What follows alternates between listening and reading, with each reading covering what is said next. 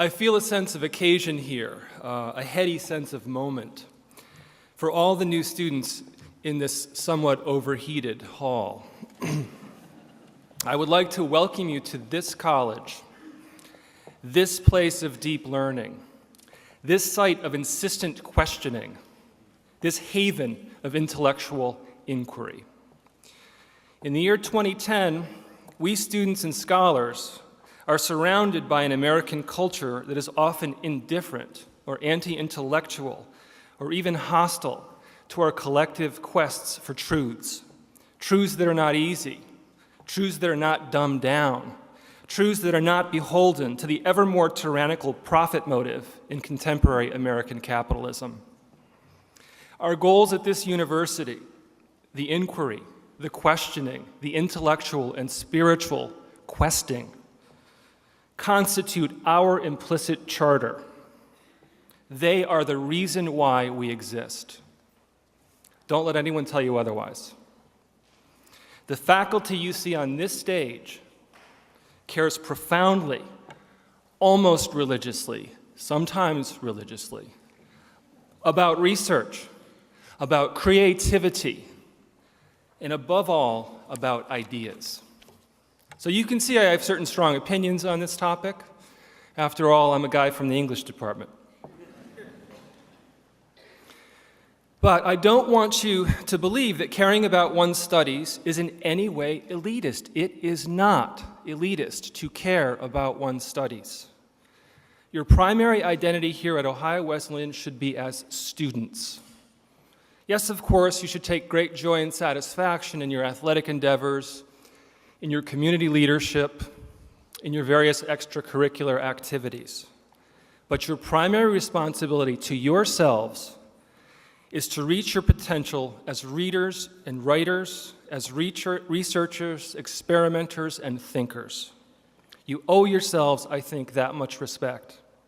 And in that way, eventually, you also become doers of deeds as well.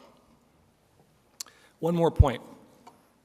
The temptation here might be for me to play to the lowest common denominator of the mass culture we all live in, the mass culture that engulfs us like fish in a sea that is not of our own making.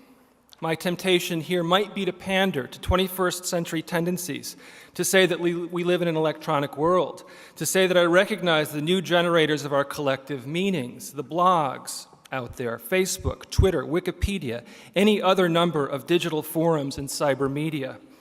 But I will not do that. In exhorting you to envision the next few years, I am not interested in trying to sound cool in any conventional way.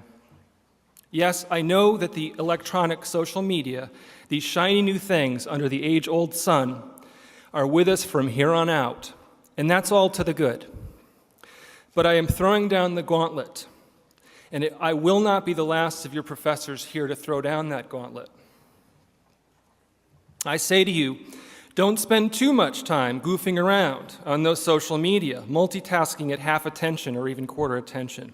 That computer monitor and that iPhone are in competition with books, with new books and wonderfully old books, books with thread bindings, books with physical heft, books which have that intoxicating smell of inked paper, sometimes even a glorious hint of mold. Books which have been around a lot longer than the electronic social media, and which are the ultimate, truest repositories of the wisdom of the human race. I suppose that all I'm really saying in the end here is, hit the books. I mean that in the best way possible, with absolutely no condescension intended to you new students, in a way that admires you and your limitless potential. At this threshold moment, I hope that you are, like Julius Caesar, crossing the Rubicon into an intellectual empire, and that you are in for a ride on the untamable steed of intellectual challenge.